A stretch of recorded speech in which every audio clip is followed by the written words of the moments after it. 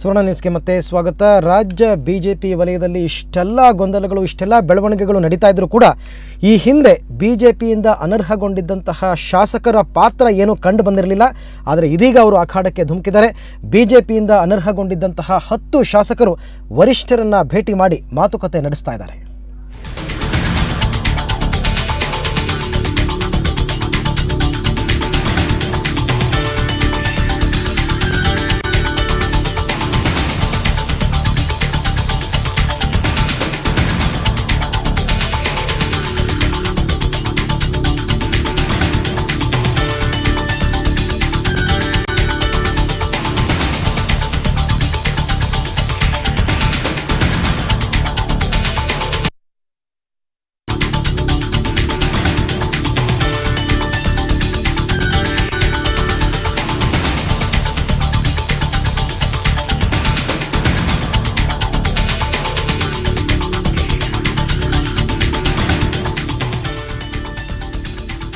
ಈ ಹಿಂದೆನೇ ಬಿಜೆಪಿ ಪಕ್ಷದಿಂದ ಅನರ್ಹಗೊಂಡು ನಂತರ ಸುಪ್ರೀಂ ಕೋರ್ಟ್ ಆದೇಶದಂತೆ ಅರ್ಹಗೊಂಡಂತಹ 10 ಜನ ಶಾಸಕರು ಶಾಸಕ ಬಾಲಚಂದ್ರ ಜಾರಕಿಹೊಳಿ ನೇತೃತ್ವದಲ್ಲಿ ಬಿಜೆಪಿ ವರಿಷ್ಠರನ್ನ ಹೋಟೆಲ್ ಅಶೋಕದಲ್ಲಿ ಭೇಟಿ ಮಾಡಿದ್ದಾರೆ.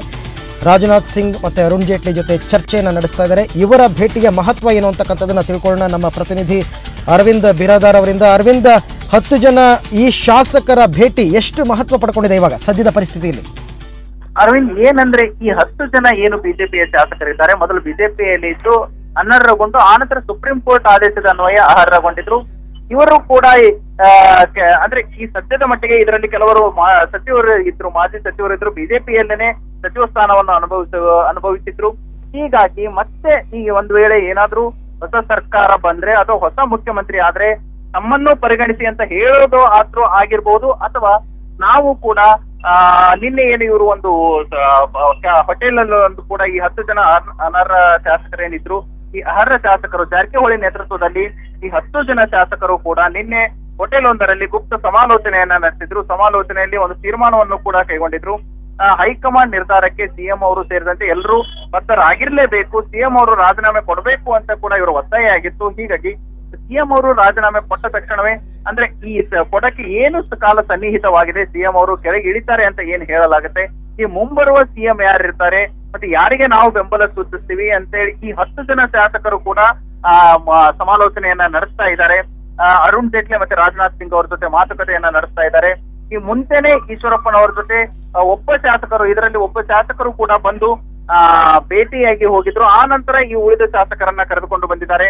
ಈಶ್ವರಪ್ಪ ಹೇಳಿದಂತೆ ಸಮಾಲೋಚನೆ ಸಭೆ ನಡೆಸೋದು ಅವರಿಗೆ ಬಿಟ್ಟಂತ ವಿಚಾರ, ಆದ್ರೆ ಇದರಲ್ಲಿ ಯಾವುದೇ ಭಿನ್ನಮತ ಇಲ್ಲ, ಭಿನ್ನಮತದ ಬಣ್ಣ ಹಚ್ಚೋ ಅವಶ್ಯಕತೆ ಇಲ್ಲ, ಎಲ್ಲರೂ ಕೂಡ ಒಗ್ಗಟ್ಟಾಗಿದ್ದೇವೆ, ಎಲ್ಲರೂ ಒಟ್ಟಾಗಿಯೇ ಒಬ್ಬ ಶಾಸಕಾಂಗ ಪಕ್ಷದ ನಾಯಕನನ್ನಾಗಿ ಆಯ್ಕೆ ಮಾಡ್ತೀವಿ ಅಂತ ಕೂಡ ಹೇಳಿದ್ದಾರೆ. ಆದ್ರೆ ಎಲ್ಲೋ ಒಂದ್ ಕಡೆ ಈ 10 ಜನ ಭೇಟಿಯಾಗಿರುವುದು ಕೂಡ ತಮ್ಮ ಅಭಿಪ್ರಾಯವನ್ನ ಹೇಳೋದಕ್ಕಾಗಿ ಮತ್ತೆ ತಾವು ಯಾರಿಗೆ ಬೆಂಬಲ ಸೂಚಿಸ್ತೀವಿ ಅನ್ನೋದನ್ನ ಹೈಕಮಾಂಡ್ಗೆ ತಿಳಿಸೋದಕ್ಕಾಗಿ ನಿನ್ನೆ ಏನು 10 ಜನ ಶಾಸಕರು ಒಂದು ಸಭೆಯನ್ನ ನಡೆಸಿದ್ರು. ಈ ಸಭೆಗೆ ಅಶೋಕ್ ಮತ್ತೆ ಈಶ್ವರಪ್ಪನವರು ಕೂಡ ಭೇಟಿಯಾಗಿ ಅವರ ಸಮಾಲೋಚನೆಯನ್ನ ನಡೆಸಿದ್ರು.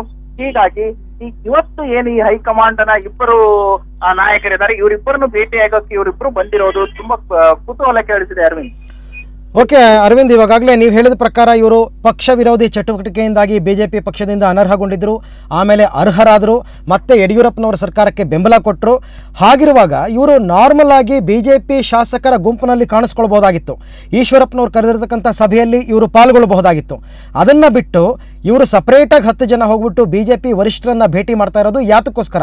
ಅಂದ್ರೆ ಇವರು ಮತ್ತೆ ಗುಂಪುಗಾರಿಕೆ ಮಾಡ್ದಂಗೆ ಆಗ್ತಾ ಇಲ್ವಾ? ಹೌದು ಅರವಿಂದ್, ಮೇಲ್ನೋಟಕ್ಕೆ ಇವರು ಮತ್ತೆ ಗುಂಪುಗಾರಿಕೆ ಮಾಡ್ತಿದ್ದಾರೆ ಅಂತ ಅನ್ಸಿದ್ರು ಕೂಡ ನಿನ್ನೆ ಇವರ ಮನವೊಲಿಸುವಲ್ಲಿ ಈಶ್ವರಪ್ಪನವರು ಕೂಡ ಯಶಸ್ವಿಯಾಗಿದ್ರು. ಆದ್ರೆ ಎಲ್ಲೋ ಒಂದ್ ಕಡೆ ಈ 10 ಜನ ಶಾಸಕರೇನಿದ್ದಾರೆ ಸುಮಾರು 8 ತಿಂಗಳ ಕಾಲ ಬಿಜೆಪಿ ಸರ್ಕಾರದಿಂದ ವನವಾಸವನ್ನ ಅನುಭವಿಸಿದ್ದೇವೆ ಅಂತ ಸ್ವತಃ ಅವರೇ ಹೇಳಿದ್ರು. ಏನು ಹೈಕೋರ್ಟ್ ಆಗಿರ್ಬೋದು, ಸುಪ್ರೀಂ ಕೋರ್ಟ್ ಆಗಿರ್ಬೋದು, ಸುಮಾರು 8 ತಿಂಗಳ ಕಾಲ ನಾವು ವನವಾಸವನ್ನ ಅನುಭವಿಸಿದ ಪರಿಣಾಮ ನಮಗಾಗಿತ್ತು ಅಂತ ಕೂಡ ಈ 10 ಜನ ಶಾಸಕರು ಹೇಳಿದ್ರು. ಆದ್ರೆ ಈ 10 ಜನ ಶಾಸಕರಿಗೆ ಸಿಎಂ ಅವರ ಮೇಲೆ ವೈಯಕ್ತಿಕ ದ್ವೇಷ ಅಲ್ದಿದ್ರು, ರಾಜಕೀಯವಾಗಿ ಅವರಿಗೆ ದ್ವೇಷ ಇದೆ. ಕಾರಣ ಇಷ್ಟೇ, ನಮ್ಮನ್ನ ಅನರ್ಹಗೊಳಿಸಿದ್ರು ಅನ್ನೋ ಕಾರಣದಿಂದಾಗಿ ಅವರಿಗೆ ರಾಜಕೀಯ ದ್ವೇಷ ಇರೋದು ಇದ್ದೇ ಇದೆ. ಹೀಗಾಗಿ ಈ 10 ಜನ ಶಾಸಕರು. ಧನ್ಯವಾದ ತಮ್ಮ ಎಲ್ಲ ಮಾಹಿತಿಗಾಗಿ. ಒಟ್ಟಾರೆ ಇವತ್ತು ಬೆಳಗಿನಿಂದ ಸಾಕಷ್ಟು ಬಿಜೆಪಿ ವಲಯದಲ್ಲಿ ಸಾಕಷ್ಟು ಬೆಳವಣಿಗೆಗಳು ನಡೀತಾ ಇದೆ. ಒಂದು ಕಡೆ ಈಶ್ವರಪ್ಪನವರ ನೇತೃತ್ವದಲ್ಲಿ ಸಭೆ ನಡೀತಾ ಇದೆ, ಮತ್ತೊಂದು ಕಡೆ ಬಿಜೆಪಿ ವರಿಷ್ಠರನ್ನ 10 ಜನ ಶಾಸಕರು ಭೇಟಿ ಮಾಡಿದ್ದಾರೆ.